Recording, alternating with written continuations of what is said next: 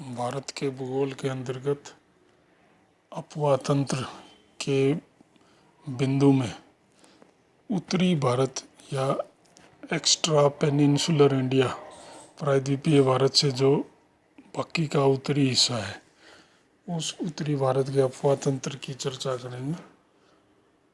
उत्तरी भारत का जो अपवा तंत्र है वो 3 मुख्य नदी तंत्रों से मिलकर बना है, जिनमें एक गंगा नदी का तंत्र, दूसरा ब्रह्मपुत्र नदी का तंत्र और तीसरा सिंधु नदी का तंत्र है। वैसे क्षेत्रीय रूप से कम महत्वपूर्ण आंतरिक जल प्रवाह या आंतरिक अपवाह तंत्र को भी हम इसमें गिना सकते हैं। तो जो पहला नदी तंत्र है वो है गंगा नदी तंत्र। गंगा सबसे प्रमुख, गंगा नदी तंत्र में गंगा नदी सबसे प्रमुख नदी है, उसकी बाकी सभी नदियाँ उसी की सहायक है। लेकिन गंगा नदी खुद अलकनंदा और भागीरथी नदियों से मिलकर, इन दोनों नदियों से मिलकर बनती है। देवप्रयाग नामक स्थान पर इसका नाम गंगा होता है। ऊपरी भागों में अलकनंदा जो बद्रीनाथ की तरफ से आती है वो कई छोटी नदियों का पानी लेकर आती है, जिसमें पिंडर, मंदाकिनी, धौली गंगा वगैरह है। जबकि भागीरथी नदी में भिलंगना नदी का जल मिलता है। तो भागीरथी और अलकनंदा मिलकर गंगा नदी देवप्रयाग पर बनती है। इन सभी धाराओं ने अत्यंत गहरे गोर्ज और अधःकर्तित विसर्पों का निर्माण किया है। यानी कि नदियों ने अपने मार्ग में विसर्प बनाए और बाद में उस मार्ग में उत्थान हो जाने से नदी गहरा काट करने लगती है। तो विसर्पों के भीतर नीचे की ओर काट करने से बने जो विसर्प का प्रकार है उसे अधःकर्तित विसर्प कहा जाता है। अधःकर्तित विसर्प, इंसाइज्ड मिएंडर्स। मैदानी भागों में गंगा एक गुम्फित नदी के रूप में बहती है। गुम्फित नदी का मतलब जो अपनी धारा को कई शाखाओं में बांट देती है मंद ढाल के कारण, ब्रेडेड नदी। निचले बंगाल में गंगा नदी पद्मा का रूप ले लेती है, जिससे बहुत सारी छोटी छोटी धाराएं निकलती है और इन धाराओं ने डेल्टा क्षेत्र में बहुत से द्वीपों का निर्माण किया हुआ है। और सघन वनों से बने इस दलदली डेल्टाई भाग को सुंदरवन डेल्टा के नाम से हम जानते हैं।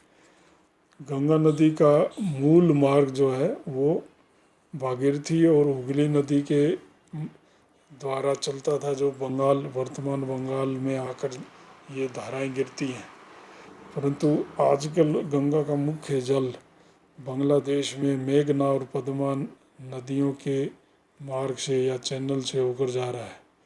तो गंगा नदी करीब 2500 किलोमीटर लंबी है, जो गंगोत्री से शुरू होकर, गोमुख से शुरू होकर और गंगा सागर तक जिसका विस्तार है।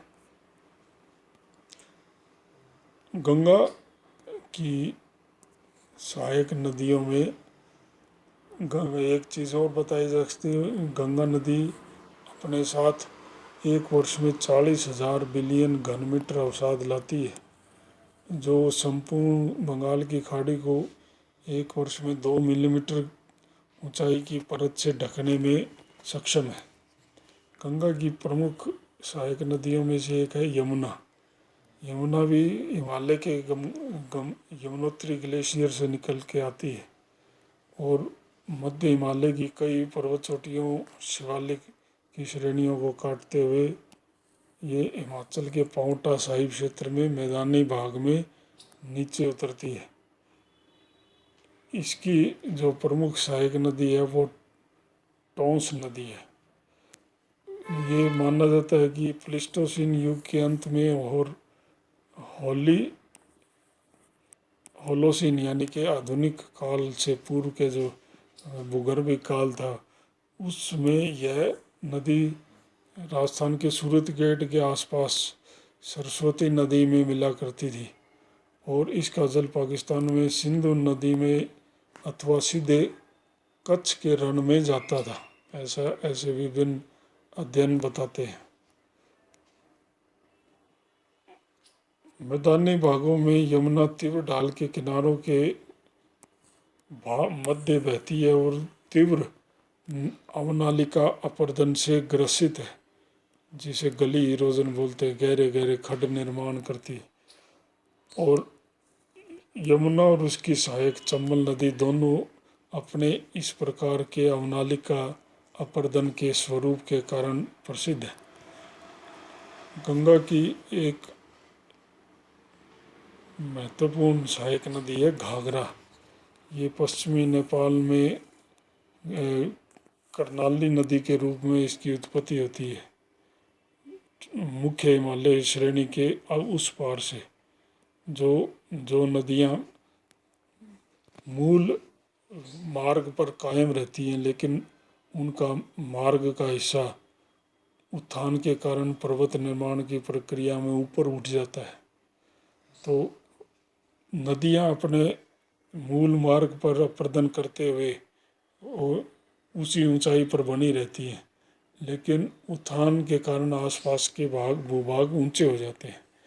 तो बहुत सी नदियाँ इस प्रकार की होती हैं, जिसमें कर्नाली या घाघरा नदी भी शामिल है और भी बहुत सारी सतलज, ब्रह्मपुत्र और सिंधु नदी भी इस प्रकार की नदियाँ हैं जो हिमालय के निर्माण से भी पूर्व से प्रवाहित हैं। इनको एंटीसीडेंट नदियाँ या पूर्ववर्ती अपवाह तंत्र कहा जाता है।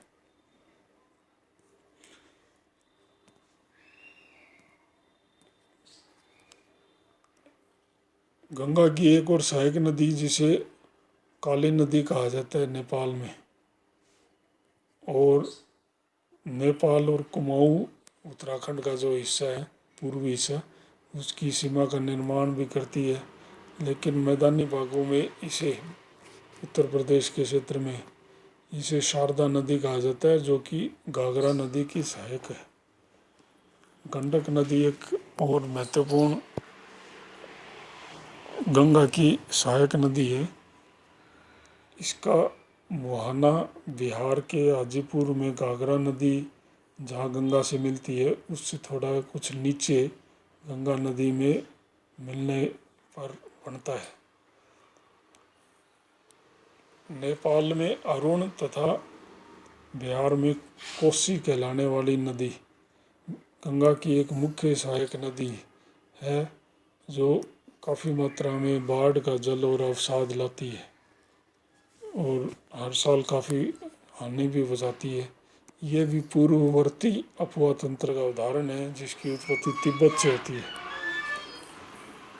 यमुना नदी की सहायक नदियों में चंबल है, जिसकी उत्पत्ति मध्य प्रदेश में इंदौर के पास महू के निकटवर्ती उच्च भूमियों से होती है और उत्तर प्रदेश के इटावा के पास ये यमुना में आकर मिल जाती है। ऐसी ही यमुना की दो सहायक नदियां हैं, जिन्हें बेतवा एवं केन कहा जाता है।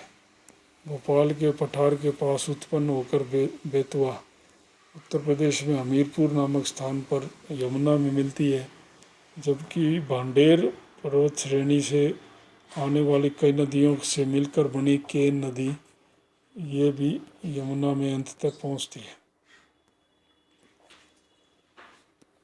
गंगा की एक सहायक नदी सोन नदी है, जो कि पूर्व की ओर प्रवाहित होती है। इसी के आसपास उत्पन्न हुई नर्मदा नदी पश्चिम की ओर प्रवाहित होती है। सोन नदी बिहार के देहरी नामक स्थान पर आकर गंगा से मिल जाती है। इस नदी का मुख्यतः जो प्रवाह का मार्ग है वो विंध्य पठार से होकर चलता है।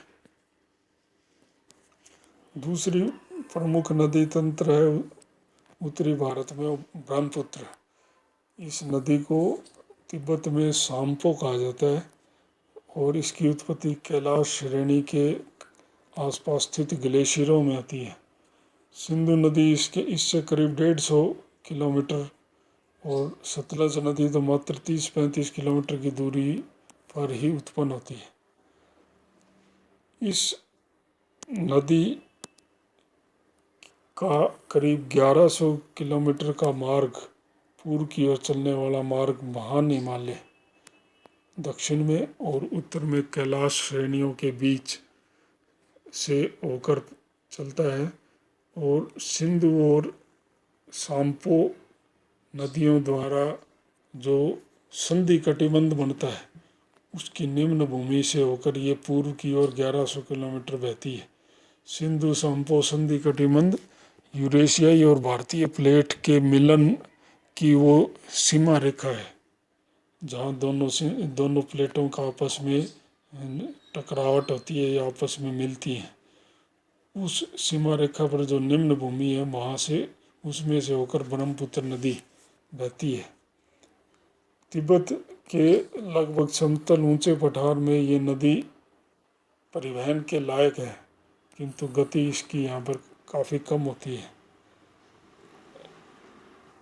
जब भारत में प्रवेश करने से पूर्व अरुणाचल प्रदेश की हिमालय श्रेणी में स्थित नामचे बरुआ पहाड़ी चोटी पर्वत चोटी के आसपास ये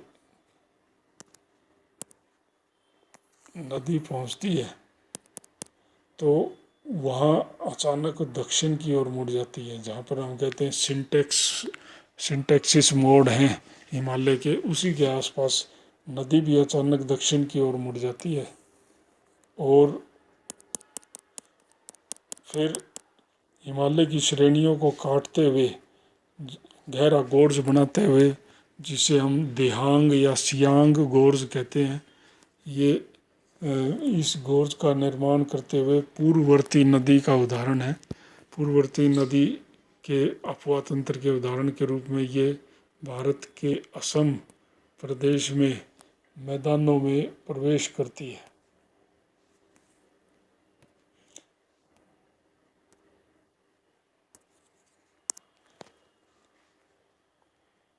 सदिया नामक स्थान पर लोहित, दिबांग, सिकांग जैसी कई छोटी नदियाँ पर्वतीय क्षेत्रों से निकलकर इस नदी में मिलती है।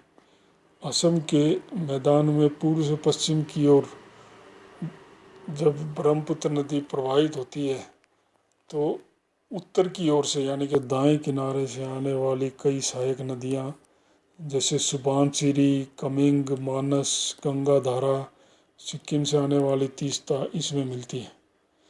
इसके दक्षिण की ओर से यानी कि बाएं किनारे से आने वाली मुख्य नदियों में बूढ़ी, दिहिंग, धनसिरी, कालांग आदि हैं। असम के अधिकतर क्षेत्र में ब्रह्मपुत्र गुम्फित चैनल यानी कि ब्रेडेड चैनल के रूप में अलग अलग बटी हुई शाखाओं के रूप में बहती है और अपने मार्ग को लगातार बदलती रहती है, क्योंकि इसमें अवसाद और पानी की मात्रा काफ़ी होती है।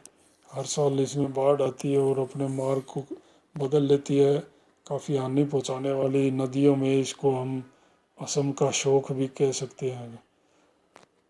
बांग्लादेश में जो मेघालय की जो पश्चिम की ओर की जो पहाड़ियाँ हैं उनके आसपास दक्षिण की ओर मुड़कर बांग्लादेश में जब ये नदी प्रवेश करती है तो एक गोलोंडो नामक स्थान पर यह गंगा से मिल जाती है और इस प्रकार इसका 2800 किलोमीटर लंबा मार्ग पूरा होता है। गंगा ब्रह्मपुत्र के संयुक्त जल को पद्मा नदी कहा जाता है। इसमें करीब 100 किलोमीटर चलने के बाद पद्मा में मेघना नदी भी मिल जाती है, जो असम के पहाड़ी क्षेत्रों से बह के आती है बांग्लादेश में। असम में ढाल प्रवणता कम होने के बावजूद ब्रह्मपुत्र काफ़ी अपर्दनात्मक नदी है, काफ़ी अपर्दन कार्य करने में सक्षम है और ब्रह्मपुत्र अपेक्षाकृत नवीन नदी है, युवा नदी है और जिसका निर्माण भी भूगर्भिक दृष्टि से काफ़ी पिछले काल में ही हुआ है। उत्तरी भारत की उत्तर पश्चिम हिस्से में पाई जाने वाली जो प्रमुख नदी तंत्र सिंधु नदी तंत्र है, जिसकी 4 प्रमुख सहायक नदियां हैं, सतलज, झेलम, चिनाब, रावी। और ये मिलकर 500 नदियां इस क्षेत्र का निर्माण करती है। पंजाब राज्य जो पाकिस्तान में और भारत में भी है, इसका नाम भी इन्हीं 5 नदियों से बना है। 5 आब यानी कि 5 जल, 5 नदियां। सिंधु और सतलज पूर्ववर्ती नदियों के ही उदाहरण हैं। सिंधु की सहायक है सतलज, लेकिन ये दोनों पूर्ववर्ती हैं, यानी कि हिमालय से भी पुरानी हैं, ऊंचे हिमालय को पार करके आती हैं, लेकिन ये अपने पुराने मार्ग पर कायम रही हैं। पूर्ववर्ती एंटीसीडेंट अपवाह तंत्र का उदाहरण है। जो सिंधु नदी है ये लद्दाख पर्वत श्रेणी और जास्कर पर्वत श्रेणी के बीच से होकर गुजरती है। इसकी एक प्रमुख सहायक नदी श्योक है जो दाईं ओर से आती है, और श्योक नदी की प्रमुख सहायक नदी नुब्रा है जो सियाचिन ग्लेशियर काराकोरम पर्वतों से चल के आती है।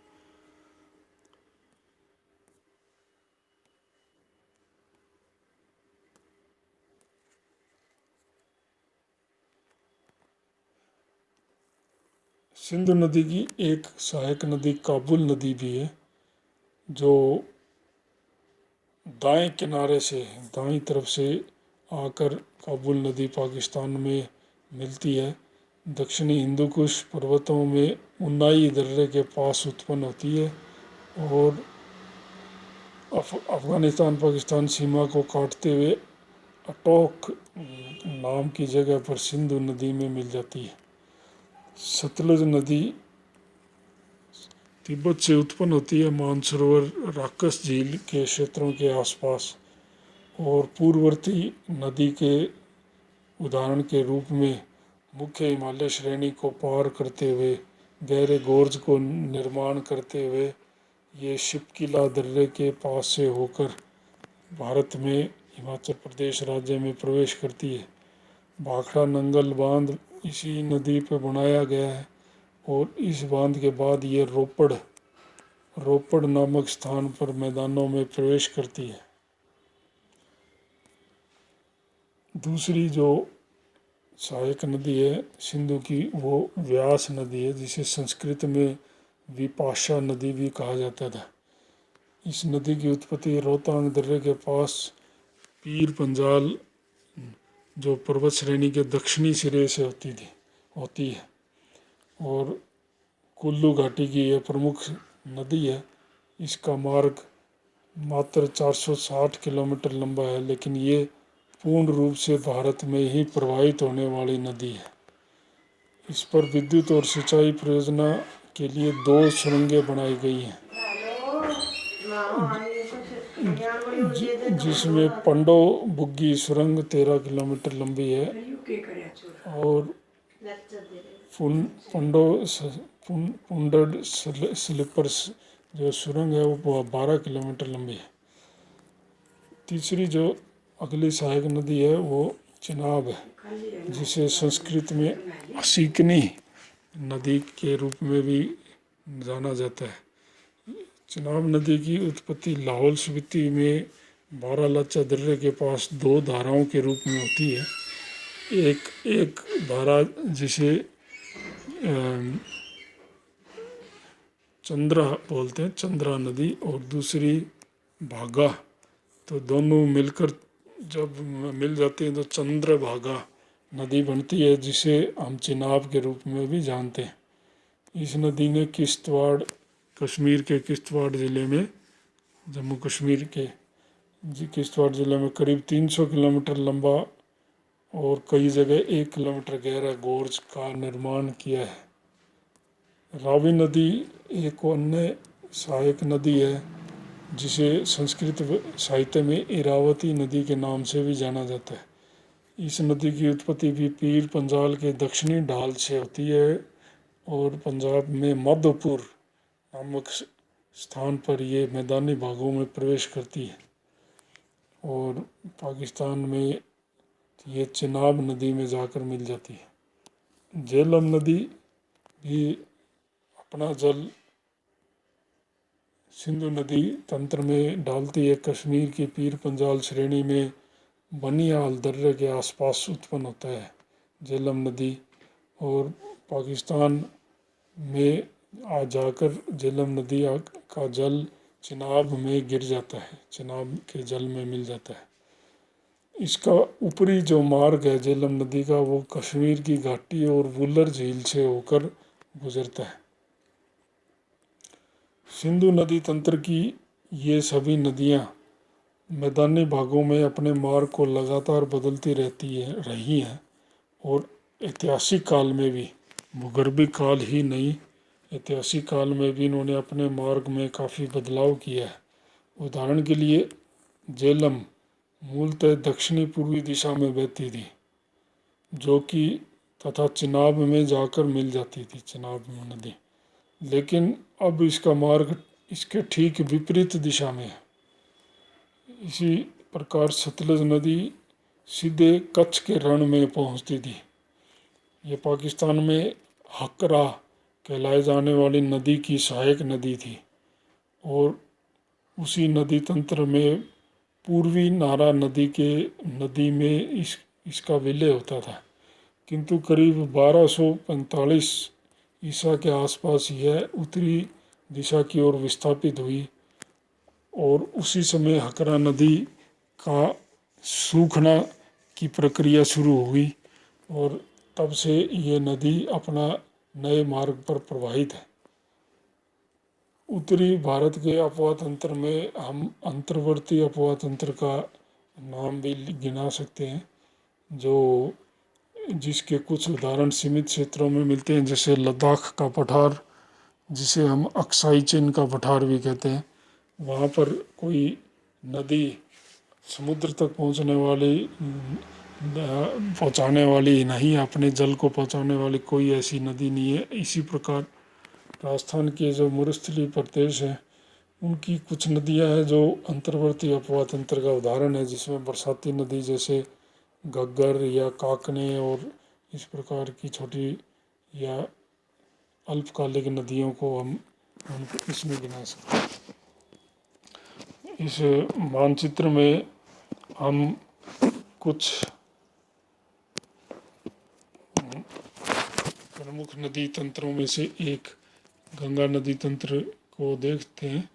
ये गंगा नदी गौमुख से उत्पन्न होकर और फिर इलाहाबाद तक पहुंचती है, जहां इसे यमुना नदी आकर मिलती है।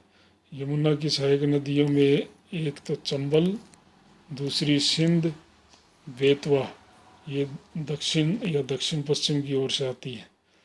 दक्षिण से आने वाली प्रमुख गंगा की सहायक नदी में सोन नदी है और उत्तर से आने वाली में काली जिसे शारदा बोलते हैं और करनाली जो घाघरा बन जाती है, घाघरा में ही आकर करनाली या शारदा गिरती है।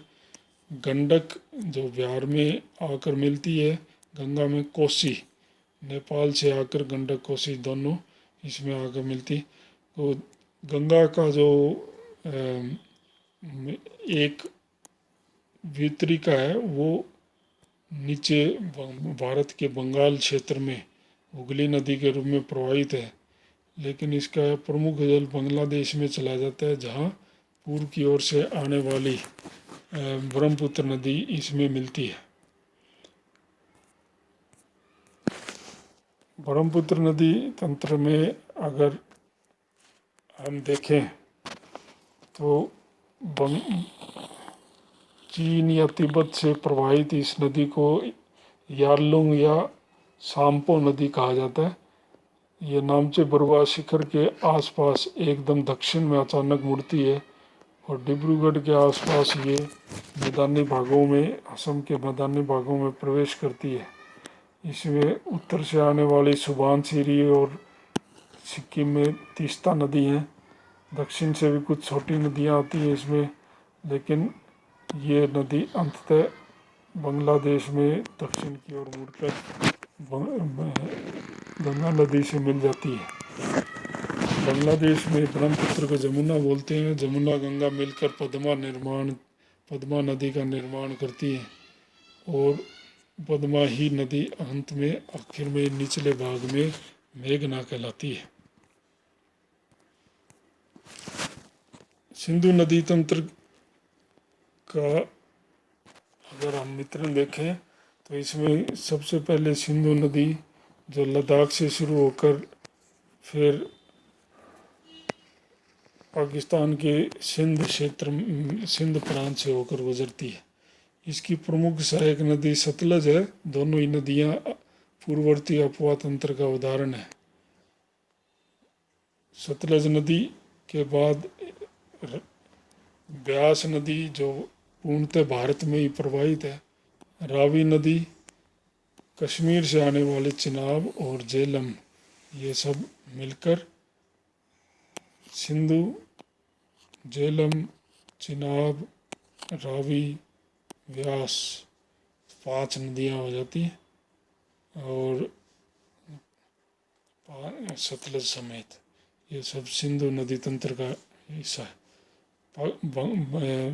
राजस्थान में घग्गर नदी आंतरिक जल प्रवाह का क्षेत्र है और लद्दाख के पठार में का जो पूर्वी हिस्सा अक्साई चिन्ह वो भी आंतरिक जल प्रवाह का क्षेत्र है।